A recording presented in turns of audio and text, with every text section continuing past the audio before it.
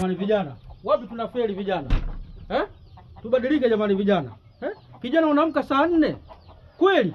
Yaani mvua inaisha usiku mpaka asubuhi, uisikii. Alafu huna hata aibu unasema mbele ya wenzio, hii mvua sijaisikia. Kwani imeisha saa ngapi? Vijana uko serious na maisha kweli? Tubadilike jamani vijana. Sisi ndo taifa la kesho. Kijana unazurura, huna kazi, yote umekaa tu. Uelewi? Wewe ndio baba wa kesho. Unazurura tu ovyo ovyo.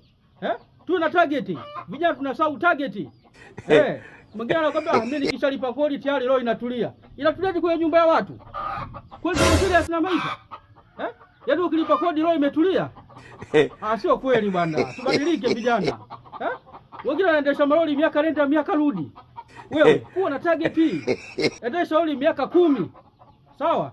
Imeisha miaka 10, angalia nini ulichokifanya, hakuna, badilisha kazi. Ndio hivyo vijana tunajisahau. Wewe unataka lori kila siku tunaua kiuno. Miguu itajaa maji hiyo, mgongo utajaa maji. Wewe badilika wewe. Na siku hizi wane makampuni ya usafirishaji siku hizi hawataki mtu wa pembeni, wanataka dereva tu. Ili wakuue vizuri.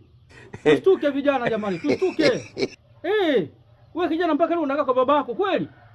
Wewe taifa la kesho wewe. Unatakiwa uche baba kesho. Bado unakaa nyumbani kwenu. Kweli vijana tuko serious na maisha? Sio kweli bwana. Sio kweli. Wewe unaenda kuuza machungwa kila siku, kuuza machungwa hayo. Fanya kazi kwa target. Miaka 10 nauza machungwa, sijapata chochote, nabadilisha kazi. Hiyo kazi yako iwe daraja la kupanda juu, sio kushuka. Iwe daraja la kupanda juu, sio kushuka chini. Kijana vipi? Wapi tunakwama vijana? Tusifeli bwana. Hebu tuwahi kuamka basi. Kijana unaamka saa 4 kweli? Tuko serious na maisha kweli? Sio kweli vijana. Sio kweli vijana wenzangu. Sio kweli jamani. Tujitahidi basi vijana. No.